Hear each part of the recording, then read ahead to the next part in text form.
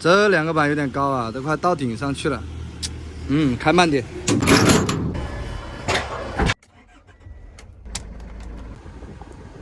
25公里要40多分钟啊！昨天挂壁一天，今天终于接个小短了。这几天不知道怎么回事，平台也没什么单，老客户的电话也少。我幸好今天不会再光板了。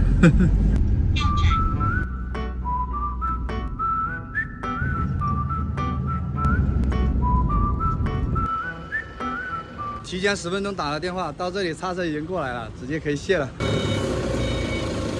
第二个板就要用加长臂了。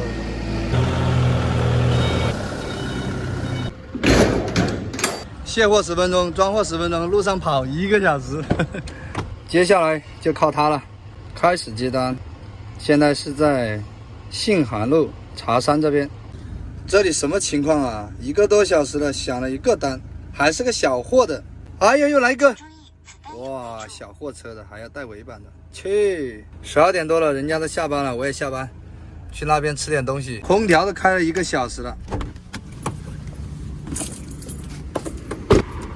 这个地方也太偏了吧！好了，看了一圈，只有那个地方有个吃饭的地方。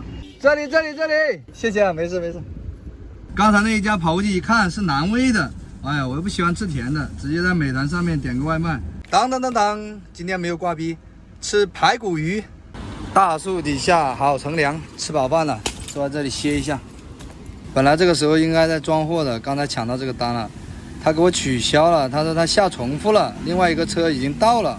这刚好是回桥头那边的，离我那里只有几公里。如果刚才那一单他不取消就完美了，我过来一个私单，回去一个平台单，400多块钱，今天我就可以收工了。挂壁，继续挂壁。又开始打雷了，马上又要下雨了。中！皇天不负有心人呐，离我只有160米，就在那个拐角那里。100多的没搞定，搞一个200多的，真香啊！也是回桥头的。就这一排是吧？还有，这个不是啊？就装了这一点，有几百公斤吧。出发，前方左转。哇，这个时候有点堵车啊。向右前方进入该道。黑色星期五，跑到哪里都会堵。这个门的开门方式有点独特，要把它摇，先升起来一点，然后再推。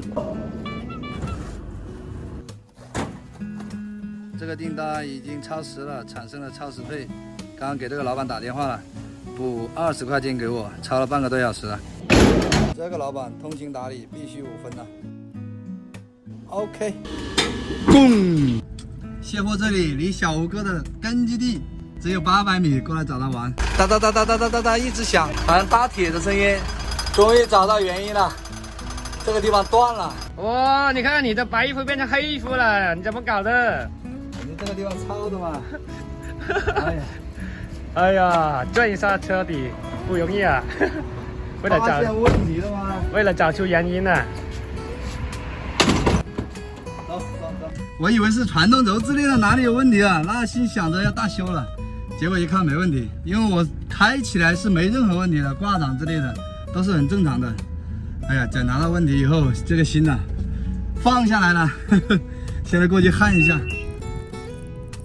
刚好赶上老板这里吃饭，这个要把它拆掉才能焊啊！我以为直接在上面就焊了，这上面直接再加一个立起来是。本来我以为只是单纯的把它焊上就可以了，还要把它拆掉再加固。这个老板做事细心嘛，虽然说不好看，但是结实啊。焊好以后不要用水浇，用水浇了以后很脆。搞定了，多少钱小红？20块。花了20块钱搞定了，还在这里混了顿饭。像我们这个靠货车养家了，如果车子有什么异响，尽量还是第一时间去检查一下。如果是小问题，那就放心了；如果大问题，你及时检查，把你的损失降到最低了。还有就是修车、保养车，尽量还是去自己比较熟一点的地方，这样的话你帮他创收，他帮你省钱。